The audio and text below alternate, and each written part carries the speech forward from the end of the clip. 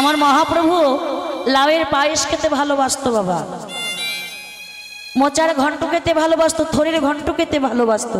এখনকার মানুষের এগুলো পছন্দ করবেন না হয়তো, কিন্তু আমার মহাপ্রভু এগুলো বড় পছন্দের খাবার ছিলেন।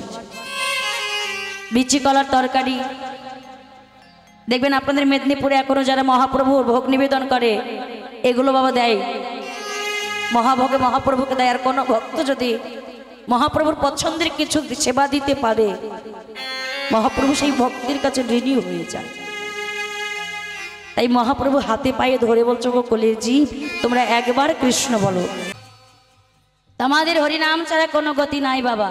তাই এই যে এত সুন্দর দেখুন, আর শিব পূজা উপলক্ষে এত সুন্দর হরিবাসরের আয়োজন করেছেন, এত বড় উৎসবের আয়োজন করেছেন কেন? দেখুন এখানে বাউল হবে, যাত্রা হবে, রামায়ণ হচ্ছে, তার মধ্যে কীর্তনটাকে রেখেছেন কেন?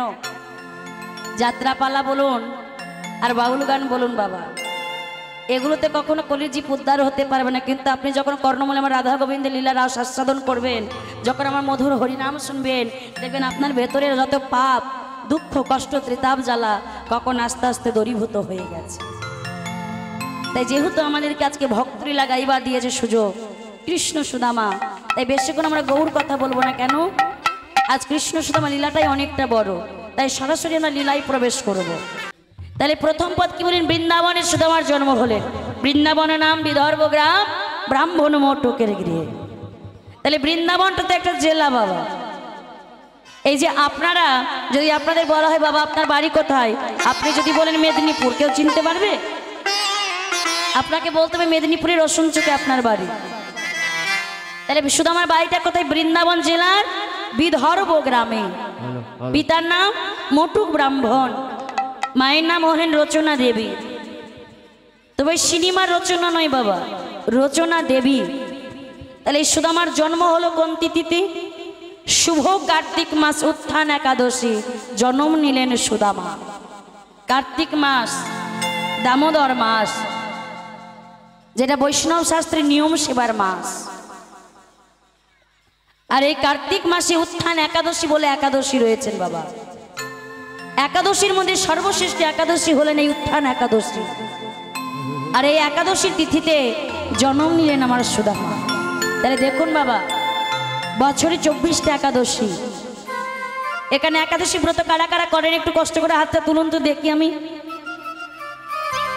বাহ, অনেকেই করেন। আর যারা করেন না তাদের জন্য বলছি বাবা, একাদশী ব্রতটা এত বড়ই ব্রত, যারা একাদশী ব্রত করেন তাদের অন্য দেবদেবীর পূজা করলেও হয়, না করলেও হয়।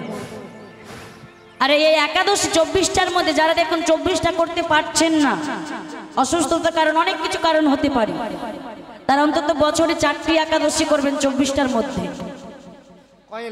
আর 4টি একাদশী একাদশীর মতো করতে হবে বাবা। আর এই সর্বশ্রেষ্ঠ একাদশী এই কার্তিক মাস, যারা প্রথম চেষ্টা করছেন যে ধরবো নতুন করে একাদশী, তাই উত্থান একাদশী ধরবার শুরু করবেন বাবা, চেষ্টা করবেন। তাহলে এই সুদামা উত্থান একাদশী দিন জন্ম নিলেন। তাহলে এখানে প্রশ্ন আসতে পারে, সুদামাটা কে বাবা? না, সুদামা পূর্বজন্মে কে ছিলেন? না, তেতার ভরতাসী জন্ম নিল, ভরতাসী জন্ম নিল, তেতার ভরতাসী জন্ম নিল। তারপরে সুদামা হলো ভরতাসী জন্ম নিল।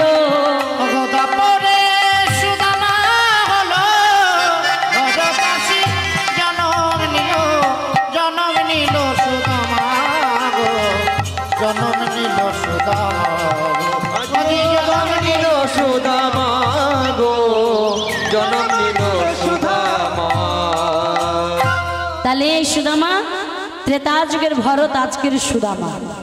ও মায়েরা, আমি আপনাদের মুখে বললাম যে ত্রেতা যুগের ভরত আজকের সুদামা, আপনারা যে মেনে নেবেন তা তো নয়, আমি প্রমাণ দিতে হবে। এই সুদামা, এই ত্রেতা যুগের ভরত আজকের সুদামা কি করে হলো। আর এই তত্ত্ব জানতে হলে আমাদের বাবা সেই ত্রেতা যুগে যেতে হবে। ত্রেতা যুগে রাজা দশরথের এক কঠিন ব্যাধি হয়েছিল। ব্যাধিটা কি? রাজা দশরথের ডান হাতে 2টি আঙুল রক্তপুঁজ হয়ে গলে ঘুষে যাচ্ছে। অসহ্য যন্ত্রণা যখন রাজা দশরথ সহ্য করতে পারছেন না, অনেক বড় বড় রাজবদ্ধ রাজজ্যোতিষী রাজ কবিরাজ আসলেন, কেউ রাজা দশরথকে সুস্থ করতে পারলেন না বাবা। এক অনামী কবিরাজ শেষে বলছে, রাজন তুমি সুস্থ হয়ে যেতে পারো, একটি শর্তে। কি? তোমার তো 3টে স্ত্রী, রামের মা কৌশল্যা, ভরতের মা কৈকেয়ী, লক্ষ্মণ ও শত্রুঘ্নের মা সুমিত্রা। আর 3 জন স্ত্রীর মধ্যে যে কোনো একজন স্ত্রী যদি তোমার ওই আঙুলের রক্তপুষ যদি মুখ দিয়ে চুষে চুষে পরিষ্কার করে দেয়, তবে তুমি সুস্থ হয়ে যেতে পারো। হরি বল, হরি বল। ওই যে কথাই আছে না বাবা, রাখে হরি মারে কে, আর মারে হরি তো রাখে কে। হরি যদি বলে আমি রাখবো, কে তাকে মারতে পারি বাবা? আর হরি যদি বলে আমি মারবো, কে রাখতে পারি? তাই যেই না বলেছেন রাজা দশরথ পুনরায় বাঁচার আশা করলেন বাবা। আর ঘরে এসে দাসীকে বলছেন, দাসী দাসী তুমি আমার ছোট স্ত্রী সুমিত্রাকে ডেকে পাঠাও। রাজা দশরথ সুমিত্রাকে খুব ভালোবাসতো বাবা। দেখতেও ছিলেন অপরূপ সুন্দরী, বয়সটাও ছিলেন খুব অল্প। রাজা দশরথ সবসময় সুমিত্রাকে বেশি করে সময় দিতেন বাবা। তো সুমিত্রা এসে বলছে, স্বামী তুমি আমায় ডেকেছো? বলছে, সুমিত্রা তোমরা তো সকলেই দেখতে পাও, দেখতে পাচ্ছ আমি এই অসহ্য যন্ত্রণা, আমার আঙুলের এই রক্তপুষ আমি আর সহ্য করতে পারছি। মৃত্যু প্রায় নিশ্চিত হয়ে গেছে। কত রাজবুদ্ধি রাজজ্যোতিষী আসতো, কেউ সুস্থ করতে পারলো না। এক অনামী কবিরাজ সে আমায় বললেন, রাজন তোমার 3 জন স্ত্রীর মধ্যে যে কোনো একজন স্ত্রী যদি তোমার ওই আঙুলের রক্তপুষ যদি মুখ দিয়ে চুষে চুষে পরিষ্কার করে দেয়, তাহলে তুমি সুস্থ হয়ে যাবে। সুমিত্রা তুমি আমার এই আঙুলের রক্তপুষ মুখ দিয়ে চুষে চুষে পরিষ্কার করে দেবে? স্বামী কথাটা হলো যে তোমার জন্য আমি জীবন দিয়ে দেব, তুমি যখন যা বলবে তাই করব। সুমিত্রা আমার আঙুলের রক্তপুষ চুষে মুখ দিয়ে পরিষ্কার করে সেবা করে দেবে কি, সেটা বলো। স্বামী কথাটা হলো যে তোমার ওই আঙুলের রক্তপুষ আমি মুখ দিয়ে চুষে চুষে পরিষ্কার করতে পারবো না। রাজা দশরথ বলছে, হাইরে হাইরে আমার সংসার, আজ এই সংসার দমন হলে আজ আমি নিজেই পুড়ে মরে গেলাম। কি করিনি এই সংসারের জন্য, আর সংসার আমাকে কি দিল? যে সুমিত্রাকে নিজের থেকে বেশি ভালোবাসতাম, আর সে আমার মৃত্যু যেন আমার থেকে দূরে সরে যাচ্ছে। রাজা দশরথ বড় স্ত্রী রামের মা কৌশল্যার কাছে গেলেন বাবা। আর কৌশল্যার কাছে গিয়ে বলছেন, কৌশল্যা তুমি আমার এই আঙুলের রক্তপুষ মুখ দিয়ে চুষে চুষে পরিষ্কার করে দেবে? বলছে, স্বামী তোমার ওই আঙুলের রক্তপুষ দেখে তো আমার ভেতর থেকে বমি চলে আসছে, আমার গা গুলিয়ে যাচ্ছে। আমি তোমার ওই আঙুলের রক্তপুষ মুখ দিয়ে চুষে চুষে পরিষ্কার করতে পারবো না, অন্য কাউকে গিয়ে বলো। রাজা দশরথ বাঁচার আশা ছেড়ে দিলেন বাবা। কেন? বলছে, যাদেরকে ভালোবাসলাম, যাদেরকে নিজের করে ভাবলাম, তারাই যখন আমার মৃত্যু শুনে দূরে সরে যাচ্ছে, ওই কৈকেয়ী তো আমার সেবা করবেই না। কেন? যে কৈকেয়ীর প্রতি আমি অন্যায় করেছি, অবিচার করেছি, কোন মুখ নিয়ে গিয়ে বলবো, কৈকেয়ী তুমি আমার এই আঙুলে রক্তপুষ মুখ দিয়ে চুষে চুষে পরিষ্কার করে দাও? আমি পারবো না। রাজা দশরথ যখন নয়নের জলে নিজে কাঁদছেন, কৈকেয়ী দর্শন করলেন যে সবাইকে বললেন, আমাকে তো বললেন না। কৈকেয়ী রাজা দশরথের কাছে গিয়ে বলছে, স্বামী তুমি ওদের সেবা করার কথা বললে, আমাকে তো বললে না, আমি তোমার সেবা করে দেব। একই বলছো কৈকেয়ী? তোমার যে দিনের পর দিন আমি অন্যায় করেছি, অবিচার করেছি, আর তুমি কি না আমার সেবা করে দেবে? বলছে, স্বামী একজনের সধবা স্ত্রীর স্মৃতির সিঁদুর হলো অহংকার। আর যদি সেই স্মৃতির সিঁদুর যদি আমার না থাকে, বলতে পারো স্বামী আমি কি নিয়ে অহংকার করব? ওগো কই কই, তোমার সঙ্গে দুটো ভালো করে আমি কোনোদিন কথা বলে, তোমাকে কোনোদিন কাছে টেনে নিইনি, আর আজ আমার মৃত্যু শুনে তুমি আগে এগিয়ে আসতে। ওই কই কই রাজা দশরথের আঙুলে রক্ত পুঁজ মুখ দিয়ে চুষে চুষে পরিষ্কার করে দিচ্ছে বাবা। কিছুদিন যখন এই মুখ দিয়ে সেবা পরিষ্কার করে দিলেন, সেবা করতে করতে রাজা দশরথ সুস্থ হয়ে উঠলেন বাবা। আর যেই না সুস্থ হয়ে কৈকেয়ীকে কাছে নিয়ে বলছে, কৈকেয়ী আজ তোমার জন্য আমি আবার বাঁচার আশা পেলাম, বেঁচে উঠলাম তোমার সেবার জন্য। তা আজ আমি তোমায় ভালোবেসে দুটো বর দিতে চাই। বলছে স্বামী আমি তো তোমাকে কোনো বরের জন্য ভালোবাসিনি, কোনো বরের জন্য সেবা করিনি, নিষ্পাপ ভালোবাসার দ্বারাই তোমায় আমি সেবা করে তুলেছি। আমি জানি কৈকেয়ী তুমি আমায় ভালোবাসো, তবু আজ আমি তোমায় ভালোবেসে বর দুটো দিতে চাই, তুমি না বলো। বলছে স্বামী আজ যখন ভালোবেসে তুমি আমায় বর দুটো দিতে চাইছো, না বলো বটা, কিন্তু আপডাউন হচ্ছে, যখন আমার প্রয়োজন হবে আমি তখন তোমার কাছে থেকে বর দুটো চেয়ে নেব। আর দেখুন বাবা এই বর দুটো চাইতেও বেশি দেরি লাগলেন না। কেন? রাজা দশরথ যখন আস্তে আস্তে বৃদ্ধ হয়ে বসলেন, সিদ্ধান্ত নিলেন বংশের বড় ছেলে রাম হবে অযোধ্যার রাজা।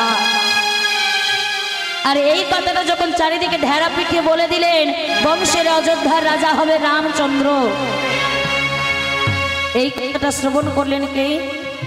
ব্যাটারি নেই মনে হয়। এই কথাটা শ্রবণ করলেন কে? কৈকেয়ী। কথাটা নিয়ে গেল কে বাবা? ওই কৈকেয়ী দাসী যার নাম মন্থরা।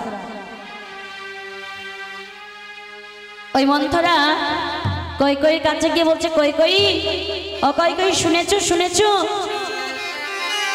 তোমাদের বংশের বড় ছেলে রাম হবে অযোধ্যার রাজা। আর এই কথাটা যখন শুনেছে বাবা, কৈকেয়ী গলায় একটা মূল্যবান হার ছিলেন, হারটা খুলে মন্থরার গলায় পরিয়ে দিয়েছে। মন্থরা তুই আমায় এত ভালো খবর শোনালি। আহা যেই না আমার বলছে, মন্থরা বলছে দেখো দেখো কৈকেয়ী আমায় উপহার দিয়ে হার। বলছে শোনো, কাল যদি তোমার সতীনের ছেলে রাম যদি অযোধ্যার রাজা হয়, তোমাকেও রাজমাতা বলবে না, বলবে কাকে? ওই কৌশল্যা। কৌশল্যা যখন তোমার মুখের ওপরে ছড়ি ঘোরাবে সেটা কি তোমার ভালো লাগবে? কেমন করে কৈকেয়ীর মনটাকে পরিবর্তন করে দেখো।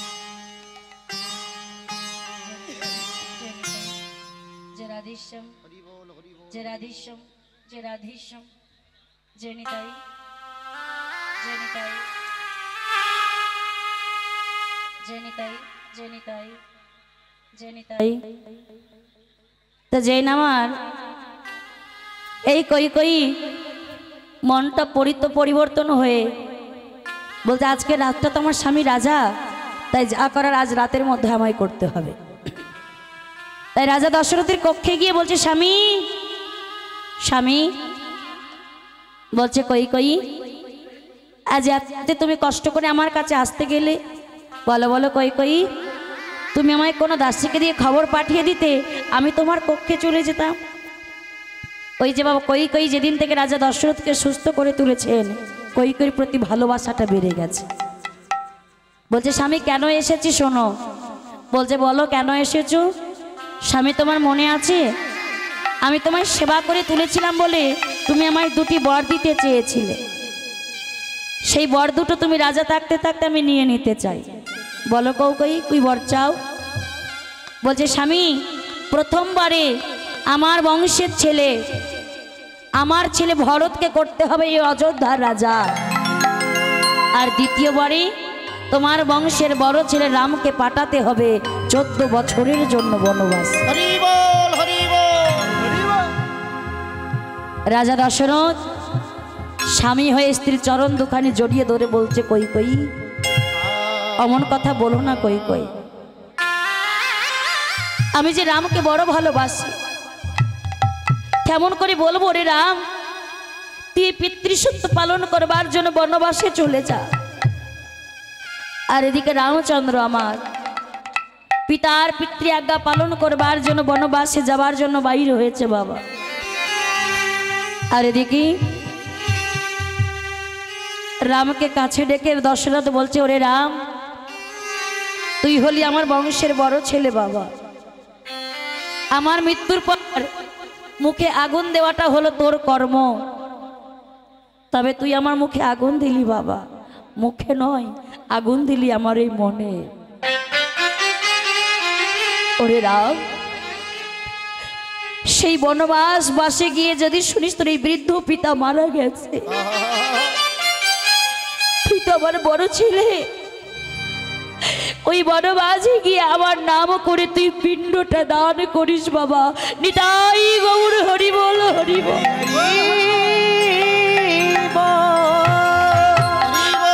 ওই বনবাসে তুই আমার নাম করে পিণ্ডটা দান করিস। যেই না বলেছেন বাবা, এদিকে রাম লক্ষ্মণ সীতা যখন বনবাসে চলে গেলেন, ওই কই কই পুত্র বাড়িতে ছিলেন না, কোথায় ছিলেন? মামার বাড়িতে। আর যেই না খবরটা পেয়েছে যে রাজা দশরথ কই কই রামচন্দ্রকে বনবাসে পাঠিয়েছে, কথাটা শ্রবণ করলেন ভরত। মামার বাড়িতে থেকে বাবা অযোধ্যায় না ফিরে সেই বনবাসে চলেছেন ছুটে রামচন্দ্রকে ফিরিয়ে আনার জন্য। আর সেই বনমাঝে গিয়ে বলছে দাদা তুমি অযোধ্যায় ফিরে চলো, ওই অযোধ্যায় রাজা হওয়ার একমাত্র অধিকার শুধু তোমার, তুমি ফিরিয়ে চলো। রাম বলছে ভাই আজ যদি আমি পিতৃ আজ্ঞা পালন না করে সিংহাসনে লোভে যদি চলে যাই, তাহলে আমার প্রজারা আমার দিকে আঙুল তুলে বলবে রাম হলো সিংহাসন লোভী। তাই ভাই আমি ফিরে যেতে পারবো না, এক কাজ কর, এই 14 বছর তুই রাজ সিংহাসন চালা, আর আমাদের বৃদ্ধ পিতা মাতাকে তুই একটু দেখে রাখিস। বলছে দাদা গো, এত দূর যখন কষ্ট করে তোমার নিকটে এসেছি, তুমি আমায় খালি হাতে যেতে দেবে? তুমি আমায় কিছু দেবে না? রামচন্দ্র ভরতের বদনে এমন কথা শুনে বাবা দুটি নয়নের জলে কেঁদে কেঁদে বলছো রে ভরত, আজ আমার সব থেকেও আমি রাজভিখারি হয়ে গেছি ভাই, তোকে দেবার মতো আমার কাছে কিছু নেই। কে বলেছে দাদা কিছু নেই? ওই তো তোমার চরণের পাদুকা জোড়া রয়েছে, ওই পাদুকা জোড়া আমার মস্তকে তুলে দাও, তোমার পাদুকা আমি মাথায় করে রাখবো। নিতাই গৌর হরি বল হরি বল।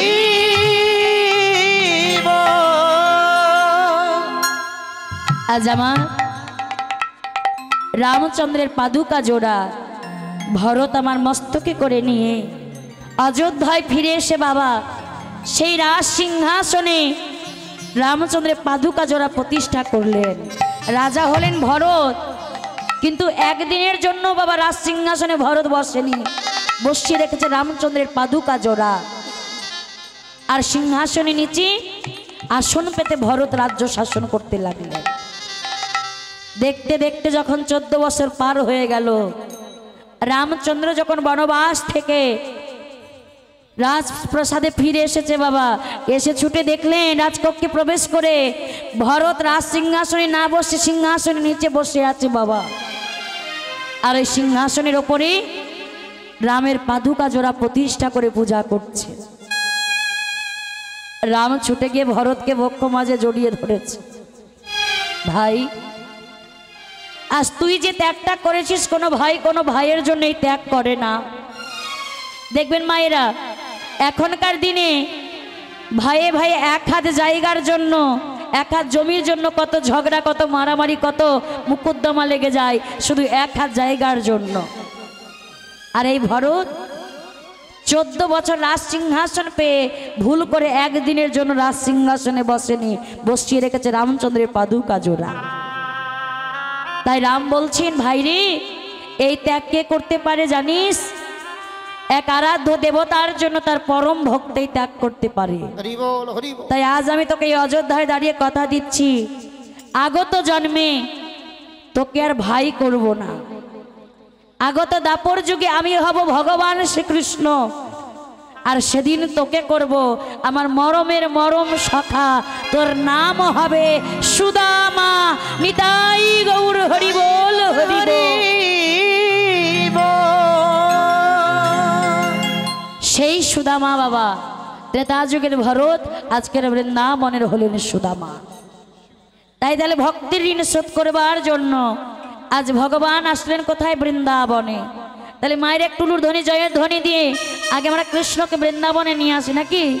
আজি কৃষ্ণ এলো বৃন্দাবনে, কৃষ্ণ এলো বৃন্দাবনে, আজি কৃষ্ণ এলো বৃন্দাবনে, আজি কৃষ্ণ এলো বৃন্দাবনে। তোরা দেখে যা, দেখে যা, দেখে যা, দেখে যা, দেখে যা জনে জনে।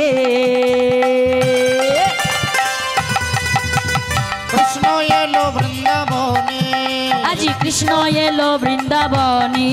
তোরা দেখে যা, দেখে যা, দেখে যা, দেখে যা জনে জনে। রাধে রাধে।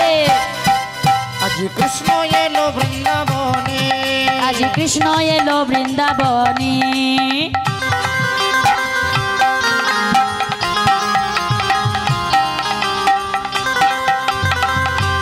রাধে রাধে, হরি হরি বল।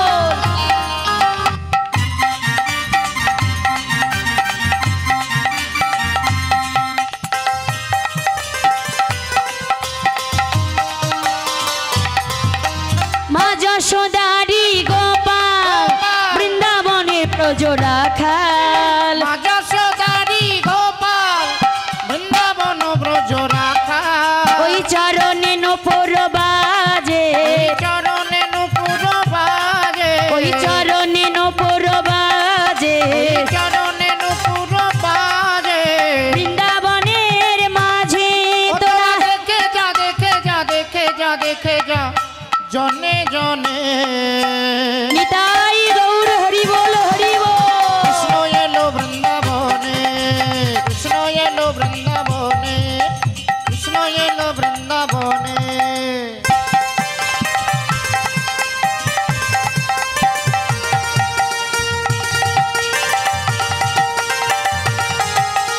উলুর ধ্বনি, জয়ের ধ্বনি।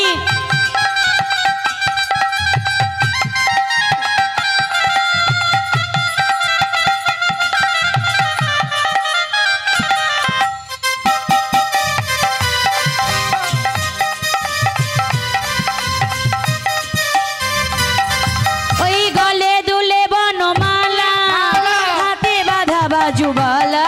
কৃষ্ণের গলে দোলে বনমালা, হাতে বাঁধা বাজুবালা। ওই গলে দুলে বনমালা, মালা, হাতে বাঁধা বাজুবালা। কৃষ্ণের গলে দোলে বনমালা, হাতে বাঁধা বাজুবালা। ওই চরণে নূপুর বাজে, চরণে নূপুর বাজে, ওই চরণে নূপুর বাজে। চরণে নূপুর বাজে। বৃন্দাবনের মাঝে তোরা তোরা দেখে যা, দেখে যা, দেখে যা, দেখে যা জনে জনে। নিতাই গৌর হরি বল, হরি বল। কৃষ্ণ এলো বৃন্দাবনে, আজি কৃষ্ণ এলো বৃন্দাবনে, কৃষ্ণ এলো বৃন্দাবনে, আজ কৃষ্ণ এলো বৃন্দাবনে কৃষ্ণ এলো বৃন্দাবনে কৃষ্ণ এলো বৃন্দাবনে কৃষ্ণ এলো বৃন্দাবনে আজ আমার ভগবান কৃষ্ণ এই বৃন্দাবনে আসলেন কেন? ভক্তের ঋণ শোধ করবার জন্য। আর যেই না ভক্তের ঋণ শোধ করবার জন্য বৃন্দাবনে আসলেন, এই যে বৃন্দাবনে ভগবান কৃষ্ণ সখাদের নিয়ে খেলা করছেন, তাহলে ভগবান কৃষ্ণের সখা কতজন ছিলেন? 12 জন সখা, 12 জন উপসখা, আর কৃষ্ণ ও বলরাম মোট 26 জন সখা নিয়ে প্রাণ গোবিন্দময় বৃন্দাবন লীলা করেছেন। আর যখন শ্রীরাম সুদাম দাম বসুদাম মধুমঙ্গল সকলকে একসঙ্গে নিয়ে বৃন্দাবনে বটবৃক্ষের নিচে খেলা করছেন। এই শ্রীরাম, বল শ্রীরাম, বল ও ভাই সুদামা, হ্যাঁ, বল বল আজ আমরা কোথায় আছি বলতো? আমরা হ্যাঁ, বৃন্দাবনে এই যে এত বড় বটবৃক্ষ দেখতে পাচ্ছিস না, বটবৃক্ষের নিচে। বলছে এই যে বটবৃক্ষের নিচে আমরা খেলা করছি। ও সুদামা, আজ আমরা কি খেলা খেলবো ভাই? বল বলছে কি খেলবো জানিস? শোন শোন, খেলবো কাঁধে করাই আরে কাঁধে চড়া, কাঁধে করাই আর কাঁধে চড়া, কাঁধে করাই আরে কাঁধে চড়া, কাঁধে কড়াই আর কাঁধে চড়া, এই তোমাদের বিনোদ খেলা কাঁধে করাই আর কাঁধে চড়া। এই তোমাদের বিনোদ খেলা কাঁধে করাই আর কাঁধে চড়া। এই বল। কাঁধে চড়ার কাঁধে যদি খেলা হবে, কাঁধে নেবে টাকে? আমি নিতে পারবো না। এই তুই নিবি? এই শ্রীরাম তুই নিবি? না না না না না, বলছে তাহলে এক কাজ কর, বল। আমরা যে বটবৃক্ষের নিচে খেলা করছি হ্যাঁ, এখান থেকে 26টা পাতা তুলে নিয়ে, পাতা কি করবি? আরে নিয়ে আয় তো, ওই 26টা পাতার মধ্যে একটি পাতায় ছিদ্র করে দে। বেশ আরে খেলার নিয়মে যার ভাগ্যে ছিদ্র পাতাটা পড়বে সে হবে চোর, বেশ বেশ আর তাকেই কাঁধে নিতে হবে। বেশ যাচ্ছি। এই আজ নে। কি করলেন সুদামা বাবা? এই নে নে নে, পাতা নে। শ্রীরাম 26টা পাতাই নিয়ে একটি পাতায় ছিদ্র করে দিয়েছে, আর ছিদ্র করে ভালো পাতাগুলোর সঙ্গে মিশিয়ে বলছে শোন, পাতা যখন নিবি সবাই চোখ বন্ধ করে নিবি। বেশ তাই হবে। এই শ্রীরাম পাতা নে, এই বসুদাম পাতা নে, চোখ বন্ধ করে। এই মধুমঙ্গল, দে দে। এই মহাবল নে, এই সুদামা তুই নে, এই তোদের পাতাগুলো ভালো করে একটু দেখ তো। দেখ তো। এই শ্রীরাম তোর পাতা কেমন? তোর পাতা ভালো? এই সুদাম তোর পাতা? আমারও ভালো। তোর পাতা ভালো? এই মধুমঙ্গল তোর পাতা কেমন? আমার পাতাটাও ভালো। এই মহাবল তোর পাতা? আমরা একদম দারুণ। তোর পাতা ভালো? এই সুদামা তোর পাতা? তোর পাতা ভালো? সবাই যখন বলে ভালো, এ কানাই, আমার ভাগ্যে জুটেছে কালো। কানাই, বল আমাদের সবার পাতাগুলো দেখলি, তোর পাতাটা দেখা। তোর পাতা ভালো করে দেখ, আমরা তো সবাই দেখলাম, আমাদের সবার গুলো ভালো।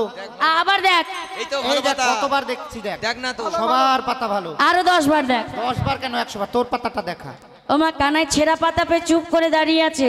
সকালে বলছে কানাই তোর পাতা দেখার হলে জোর করে দেখবো।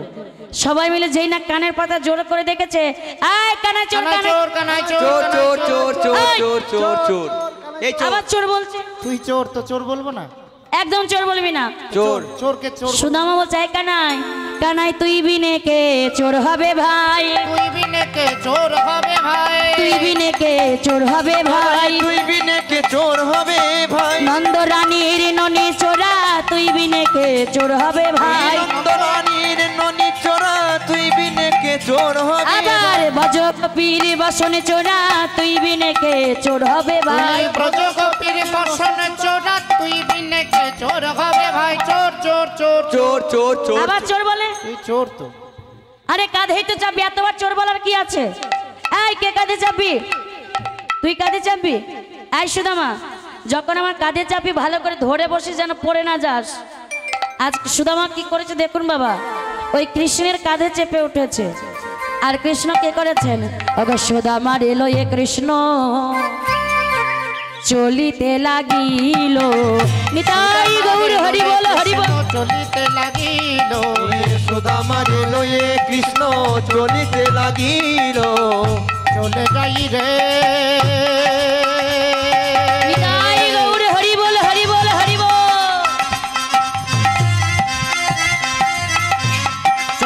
যায় রে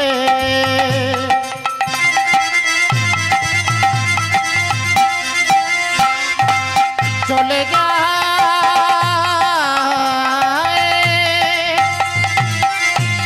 চলে যায়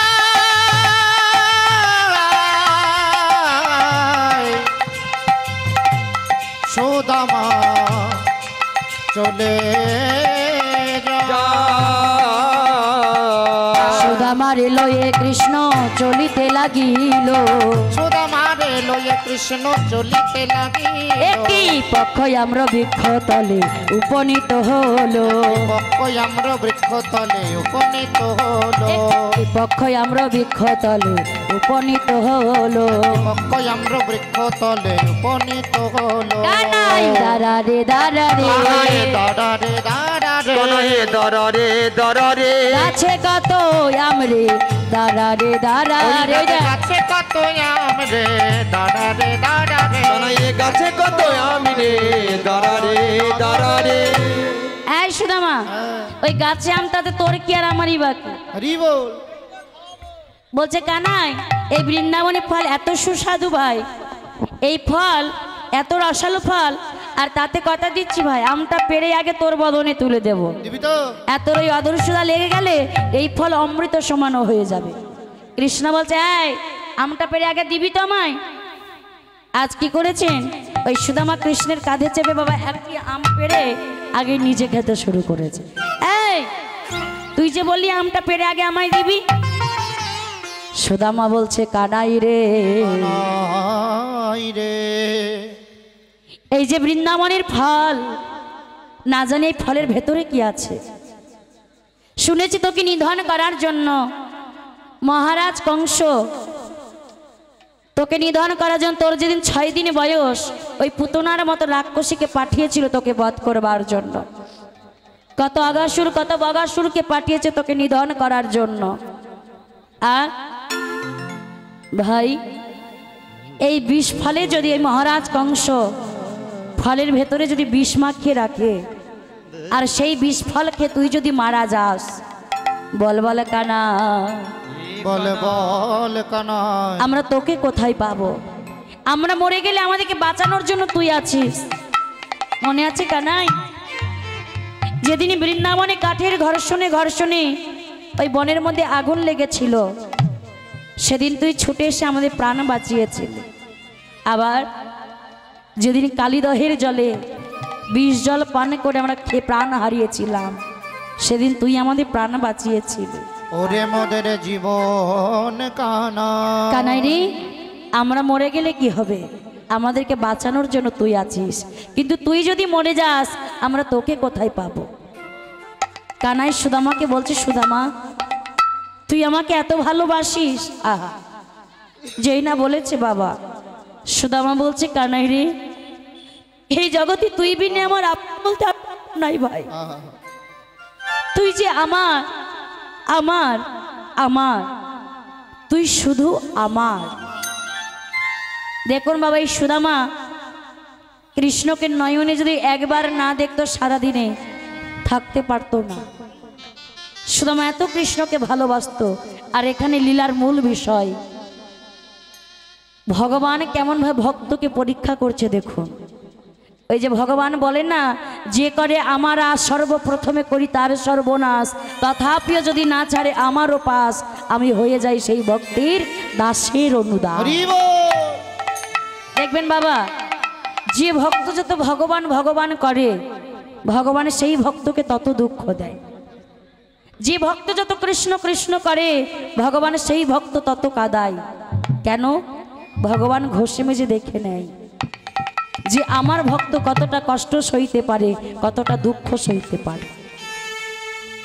তাই সুদামাকে পরীক্ষা করার জন্য ভগবান কি করলেন, বৃন্দাবনের সমস্ত সখাদের নিয়ে শান্তিপুনি মুনির আশ্রমে চলে গেলেন। পড়ে রইল বৃন্দাবনে শুধু সুদামা, যে সুদামা কৃষ্ণ ছাড়া আম জানেন না বাবা। আর সুদামা সারা বৃন্দাবন ঘুরে ঘুরে কাঁদছে।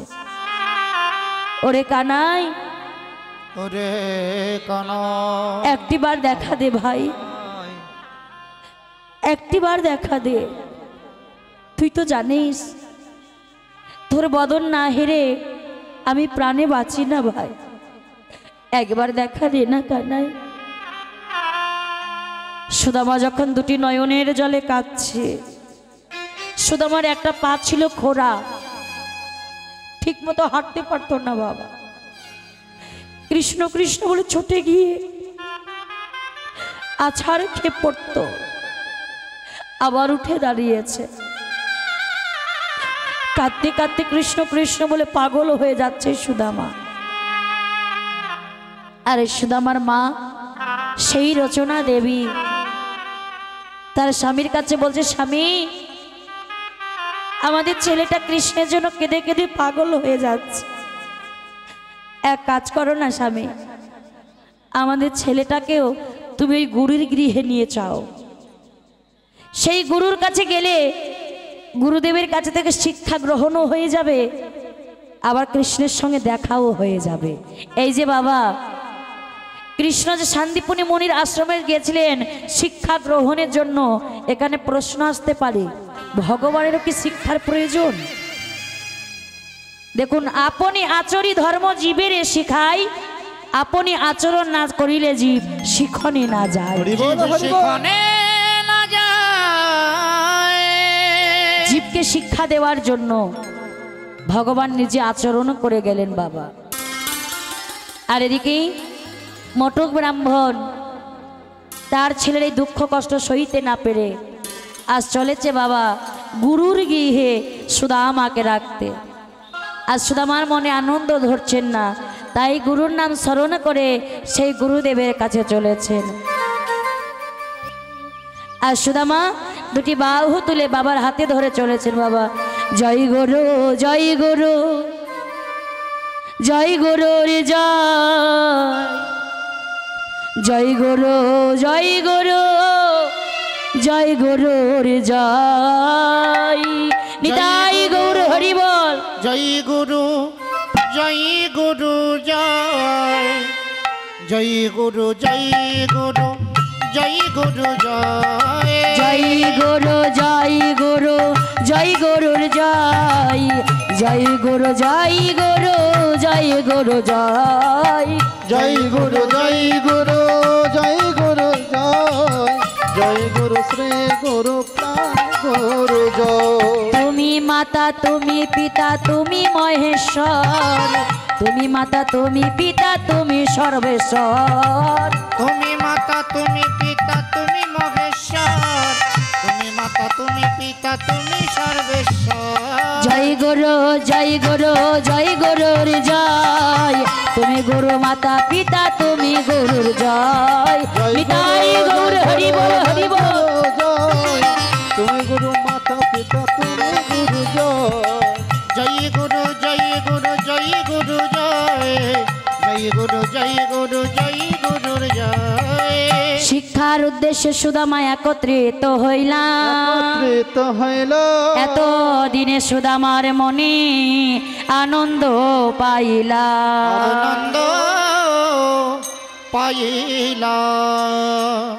যেই না আমার কৃষ্ণকে যেই না গুরুগৃহের সম্মুখে দেখতে পেয়েছে, কানাই ও কানাই কানাই, সুদামা ছুটে গিয়ে বলছে, কানাই ওই বৃন্দাবনে সকল সখাদের তুই নিয়ে গুরুগৃহে আসলি, একমাত্র শুধু আমায় রেখে। আচ্ছা সুদামা বল বল, তুই কাঁদিস না ভাই, এই তুই যে অমন করে কাঁদছিস, কৃষ্ণ তুই জানিস না তুই ছাড়া আমাদের আর কেহ নাই, তুই শুধু আমার আমার আমার, তুই যে আমার। দুটি নয়নের জলে যখন কাছে, কাঁদিস না সুদামা, কাঁদিস না। আজ আমার সুদামাকে যখন আমার গুরুদেবের কাছে নিয়ে গেলেন, গুরুদেব ওই শান্তিপুনি গুরুদেবের স্ত্রী ছিলেন যার নাম সুমুখী দেবী। ওই সুমুখী দেবী তার একমাত্র পুত্র ছিল মধুমঙ্গল, আর সেই মধুমঙ্গল জলে ডুবে মারা গেছে বাবা।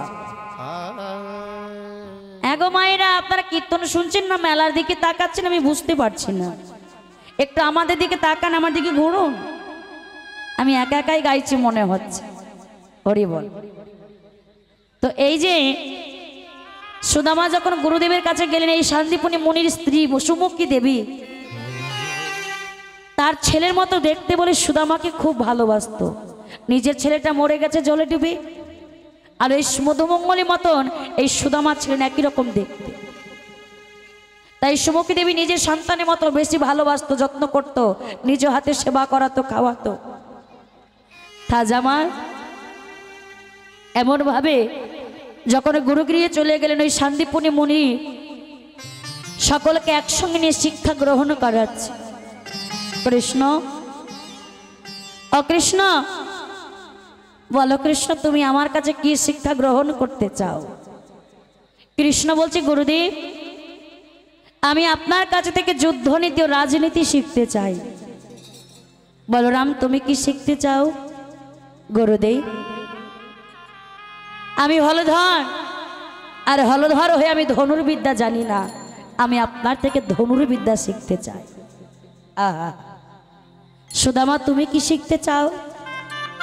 গুরুদেব আমি দরিদ্র ব্রাহ্মণের ঘরের ছেলে, কৃষ্ণের মতো যুদ্ধনীতি রাজনীতি শিখতে চাই না, বলরামের মতো ধনুর্বিদ্যাও শিখতে চাই না।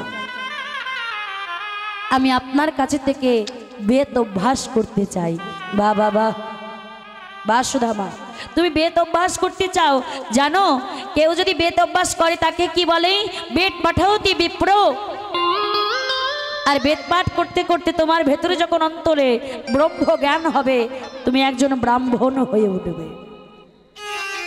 সবাই মিলে যখন গুরুগৃহে শিক্ষা গ্রহণ করছেন বাবা, এখানেই ভগবান সুদামাকে আবার পরীক্ষা করছে।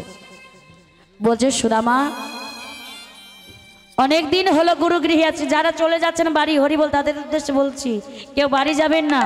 আমাদের লীলা শেষেই আপনাদের বাউল প্রোগ্রাম হবে, দল চলে এসেছে, তাই কেউ বাড়ি যাবেন না। রাধে রাধে। আর একটু বসুন।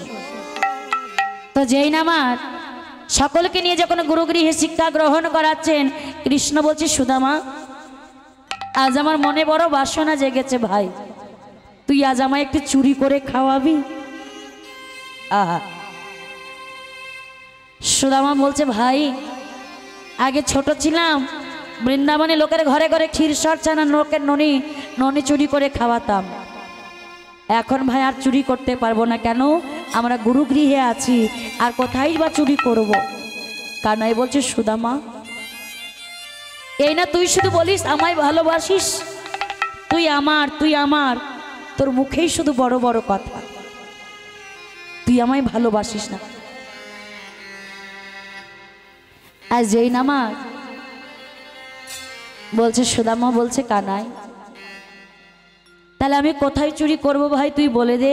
বলছে শোন ভাই, গতকাল রাতে দেখেছি ওই গুরুমা রন্ধনশালায় বড় বড় নারকেলের নাড়ু তৈরি করেছে, আর যখন থেকে ওই নারকেলের নাড়ু আমি দেখেছি ভাই, ওই নাড়ু দেখে ভেতরটা আমার খাই খাই শুরু হয়ে গেছে, তাই আমাকে ওই নারকেলের নাড়ু তুই চুরি করে খাওয়াবি। বলছে সর্বনাশ, অবশেষে গুরুর গৃহে চুরি।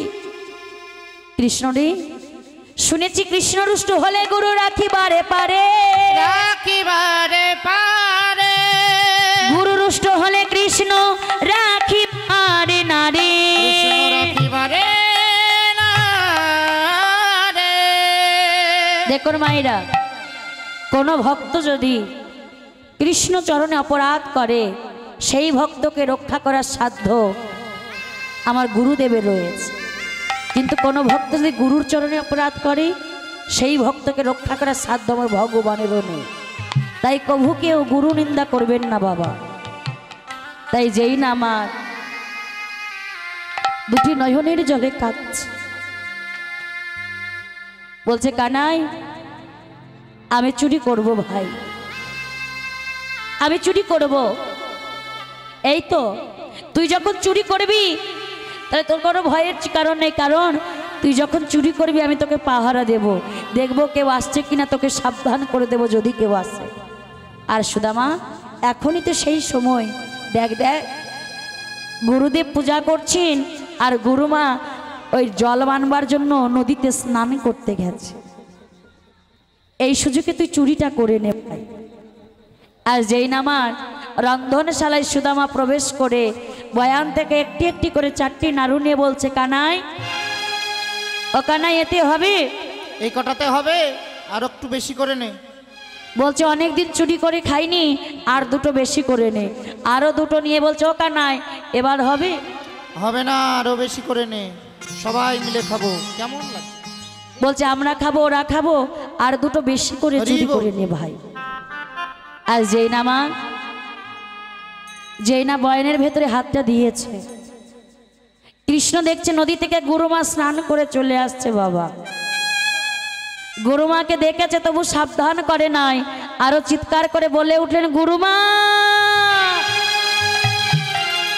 গুরুমা, ও গুরুমা, ভালো করে চেয়ে দেখো গুরুমা, যাকে তুমি নিজের সন্তান বলে ভালোবেসেছো আর সেই তোমার ছেলে আজ কেমন ভাবে তোমার ঘরে নাড়ু চুরি করে খাচ্ছে। নাড়ু হাতে যেই না বাবা সুদামা কি করলেন, আজ নাড়ু হাতে যখন ধরা পড়ে গেলেন গুরুদেব মায়ের কাছে, গুরুমা বললেন, ছি সুদামাচ্ছি, অবশেষে তুই কিনা গুরু গৃহে চুরি করলি।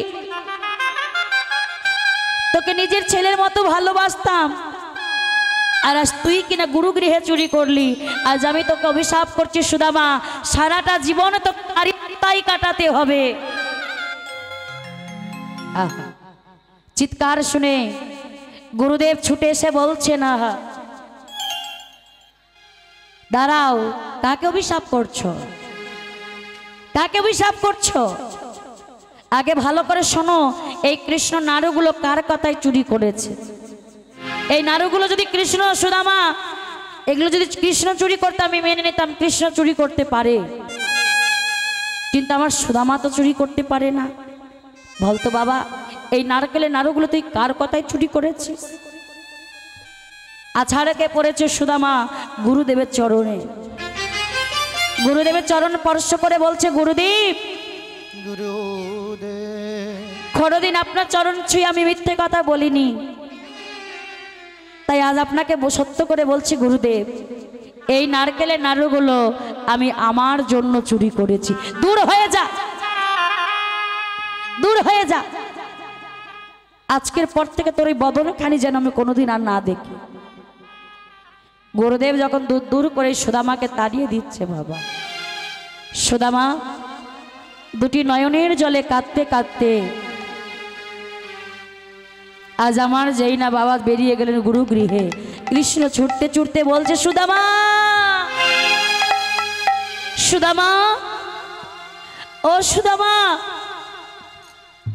ছুটে গিয়ে দাঁড়িয়ে বলছে, বন্ধু, তুই আমায় ছেড়ে চলে গেলি।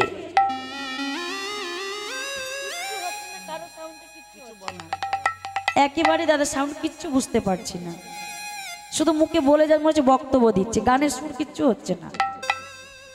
রাধে, এতে কি বলুন, আমাদের বদনাম হচ্ছে।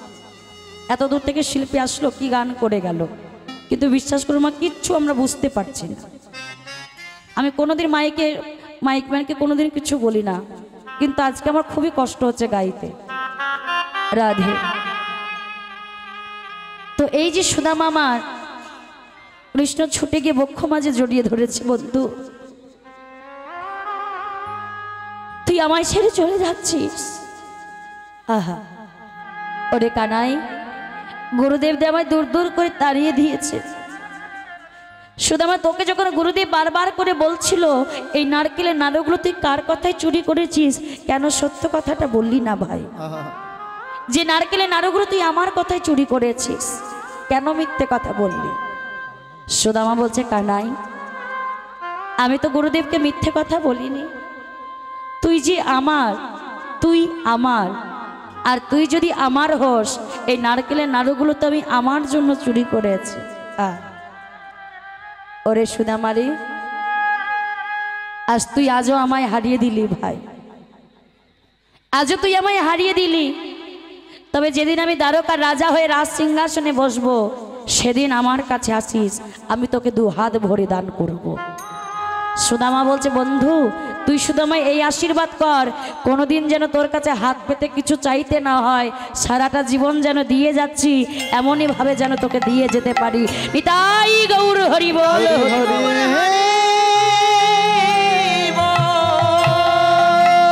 ওইখান থেকে সুদামা আর কি করলেন, নিজ ঘরে ফিরে গেলেন, আর কৃষ্ণ দ্বারকার রাজা হয়ে রাজ সিংহাসনে বসলেন বাবা। আর সুদামা ঘরে এসে দেখছেন বাবা গুরুগৃহে থাকাকালীন তার বাবা মা দুজনেই মারা গেছেন, ছেলেটা একা হয়ে পড়েছে। তাই গ্রামের সকলে মিলে কি করলেন, ছেলেটার কেউ নেই, তাই সবাই মিলে ওই গ্রামেরই এক দরিদ্র ব্রাহ্মণের কন্যা যার নাম সুশীলা, ওই সুশীলার সঙ্গে শুভ পরিণয় করাচ্ছে। মায়ের একটু ধ্বনি জয় ধ্বনি।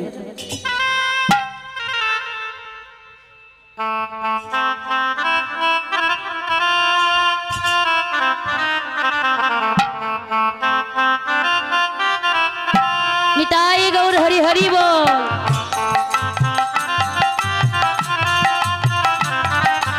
রাধে রাধে।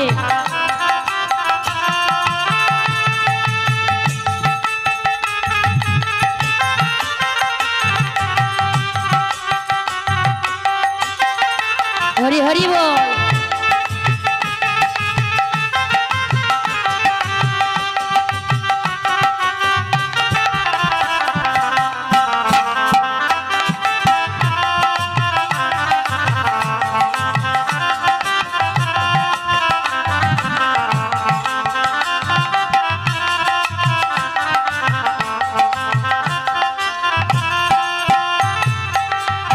আজকে করলেন সুশীলা ও সুদামার শুভ পরিণয় হয়ে গেলেন বাবা।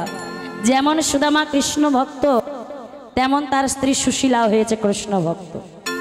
দুজনে কৃষ্ণ ছাড়া আর কিছু জানেন না বাবা। আর এদিকে ভগবান কৃষ্ণ যখন বৃন্দাবনে বৃন্দাবনে থেকে দ্বারকায় গিয়ে যখন রাজ সিংহাসনে রাজা হয়ে বসলেন, আর 2 হাত ভরে গরিব দুঃখীদের দান করছে। আর এই কথা শ্রবণ করলেন কি ওই সুদামার স্ত্রী সুশীলা। সুশীলা তার